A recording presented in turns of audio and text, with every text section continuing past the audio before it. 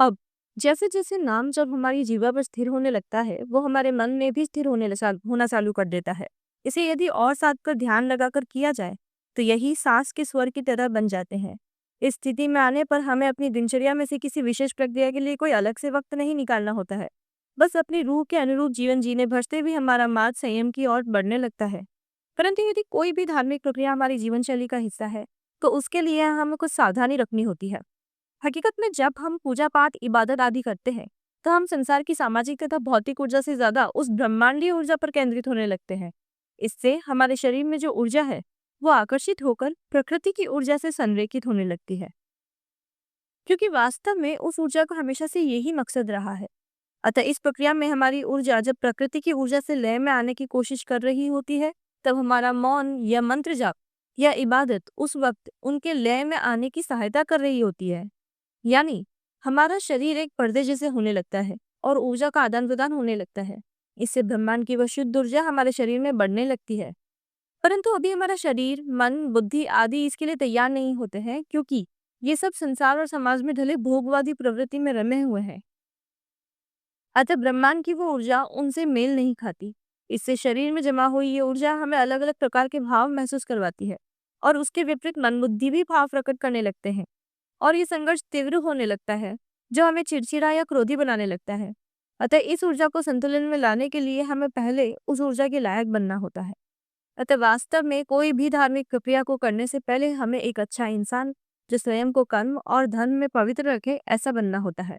और इसके लिए नाम जप सहायता करता है। यहाँ हम अपने काम को करते हुए भी जप कर सकते हैं। इससे जो ऊर्जा संकलित होती है, वो उपयोग में आती रहती है, तथा योग व संतुलित आहार भी इसमें हमारी सहायता करते हैं। इसके आगे का पड़ाव सबके लिए अलग होता है। नाम जप हमारे आध्यात्मिक मार्ग के द्वार खोलने का काम करता है। आध्यात्म अधिकांश रूप में धर्म की दृष्टि से देखा जाता है कि उसमें भी कोई विशेष क्रिया या विधि होती है, क्योंकि हमें साधारण चीजों पर विश्वास नहीं होता, जैसे ईश्वर। ईश्वर हमारे लिए हमसे ऊंचा हो, हमसे अलग, एक ब्राइट ऑरा वाला, सूर्य सा तेज वाला हो। और यदि छवि नहीं है, तो कुछ प्रकाश था जिसे हम देखने का सामर्थ्य ही नहीं रखते, जिसे देखने के लिए दिव्य दृष्टि या कुछ अलग चाहिए होगा। परंतु ऐसा कुछ नहीं है। आध्यात्म और धर्म दोनों ही जीवन शैली का हिस्सा ही है, क्योंकि ईश्वर हर जीव निर्जीव में है ही। केवल नीतिपूर्ण जीवन भी हमें अपने सत्य की ओर ले जा सकता है। अध्यात्म के मार्ग पर चल रहा व्यक्ति और भौतिक जीवन के मार्ग पर चल रहे व्यक्ति में केवल इतना ही फर्क है कि पहला अपनी राह में दूसरे से आगे है। जिस प्रकार हम देखते हैं कि एक शिशु पहली कक्षा में तथा एक वयस्क शिक्षा पूर्ण कर नौकरी की तलाश में है, तो यहाँ वो वयस्क उस शिशु से महान कैसे हो गया? यहाँ तो बस उनकी उम्र का फासला है। यही बात आध्यात्म और भौतिक मार्ग में भी सत्य है। बस फर्क आत्मा की उम्र का है। अतः हर वो व्यक्ति जो ज्ञान प्राप्त है, उनसे सीख लेकर उनसे प्रश्न करने के बजाय हम उन्हें भगवान मानकर पूजने लग जाते हैं। आदर करना और बात है, गुरु तुल्य मानना भी ठीक है, परंतु अंधभक्ति ठीक नहीं। हम स्वयं को इतना तुच्छ मानने लगे हैं कि हम अपना सत्य भुला बैठे हैं। हमें ये शास्त्र, पुराण, संत सब बार बार बताते आए हैं कि हम में बसी वो आत्मा, ब्रह्मांड के प्रत्येक जीव तथा कण कण में बसी ऊर्जा, सब वो एक ब्रह्म ही है। अरे, इसका प्रत्यक्ष तो हमें सूर्य से ही मिल जाता है। सूर्य की ऊष्मा से ये संसार ऊर्जा प्राप्त करता है। ये ऊर्जा ही पृथ्वी पर जीवन व संसाधनों के पीछे की वजह है। अर्थात हम सब में उस सूर्य की ही ऊर्जा है। तो ऊर्जा के आधार पर हम सब एक ही हैं। परंतु सूरज का एक नाम नहीं है। अलग अलग भाषाओं में सूर्य को अलग अलग नाम से बुलाया जाता है। तो अब सूर्य बोलने वाला सन बोलने वाले से या किसी और नाम का इस्तेमाल करने वाले से झगड़ थोड़े सकता है कि हमारा सूर्य सबसे तेज है, सबसे चमकीला तथा ऊर्जावान है। केवल नाम अलग है, वो है तो एक ही। अतः हमें सबसे पहले अलग अलग भगवानों के नाम पर झगड़ना बंद करना चाहिए। और किसी भी धर्म के व्यक्ति की जीवन शैली हमसे भिन्न है, तो उसका भी सम्मान करना चाहिए। इस धरती पर लाखों करोड़ों प्रजातियां वास करती हैं और कोई भी जीव अपने इलाके से अधिक का आधिपत्य नहीं जताता। वह संपूर्ण पृथ्वी को अपना इलाका नहीं बताता, और ये इलाका बनाना भी उनका पवित्र है, क्योंकि वे अज्ञानता के अंधकार में है। उनका मन मस्तिष्क केवल भोग ही पर केंद्रित है, जो भय पैदा करता है। अतः वे उस भय के आधार पर उन इलाकों का चयन करते हैं। परंतु हम तो मनुष्य हैं। हमारे मन बुद्धि का विकास पशुओं से अधिक है। हम विचार कर पाने की क्षमता रखते हैं, तो हम इलाके क्यों बनाते हैं? आज संसार को देखें तो पृथ्वी पर देशों के नाम पर कई सरहदें खींच दी गई, और ये सरहदें ही हैं जो हमारे मन बुद्धि में भेद प्रकट करती है, अपने पराये साथी दुश्मन आदि का। इन धरातल की दरारों से कई अधिक गहरी लकीरें हैं समाज की, जो धर्म, जाति, भाषा, रंग, लिंग, आर्थिक स्थिति आदि के आधार पर हमें बांटती है और हमारे मन में भय पैदा कर हमारे अंदर एक दूसरे के प्रति नफरत पैदा करवाती है। देशों के बीच खींची गई लकीरों को तो फिर भी हम पार कर एक हो जाते हैं, परंतु इन सामाजिक दरारों को भर पाना तब तक संभव नहीं जब तक हमारे मन में इन सामाजिक आयामों के भेद जिंदा है। यदि किसी धर्म में कोई एक जीव पूजनीय है या उसके प्रति कोई भावना है, तो भी वो धर्म संसार के दूसरे लोगों को कैसे उनका उपयोग करने से रोक सकते हैं। यदि कोई इंसान उस जीव को खाए तो हम उसे मार भी दे, पर यदि कोई और पशु उस जीव का शिकार करे तो क्या हम उस पशु को भी मारने का हक रखते हैं?